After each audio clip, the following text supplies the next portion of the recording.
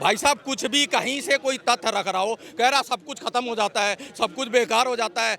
बस इसको ये याद है कि मोदी का विरोध, मोदी जी की सरकार नहीं है, मोदी जी की सरकार नहीं आए, ये इसी बातों पे अटका पड़ा है। इसको कुछ लॉजिकल बात समझ आ रही। एक बात बताओ, यहाँ दिल्ली में भी हुआ था यही काम, तब ये पार्टियां कहती थी कि हमारे वोट। अरे भाई, हम इन पार्टियों से ये पूछना चाहते हैं कि जो वोट कटते हैं वो कैसे तुम्हें पता लग जाता है कि ये मेरे ही वोटर हैं। ये बीजेपी के भी तो हो सकते हैं। बीजेपी आज बिहार में है, बिहार में है ना, तो बिहार में बिहारी जो हैं अगर उनके वोट काटेगी तो बीजेपी को भी नुकसान होना चाहिए। तो चुनाव आयोग तो सबके लिए कर रहा है, तो वो तो न्यूट्रल है।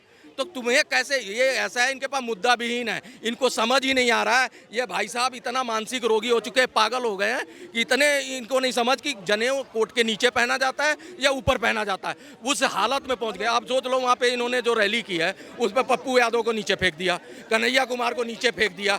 बताओ, ये इनके कार्यकर्ता की ये इज्जत है कांग्रेस के, इसीलिए तो इनको कार्यकर्ता नहीं मिलते। इनको टिकट देने के लिए भी अब पैसे देने पड़ेंगे कि भैया पैसे भी ले और टिकट भी ले, तू चुनाव लड़ ले। इस हालत में पहुंचा दी इन लोगों ने अपनी पार्टी।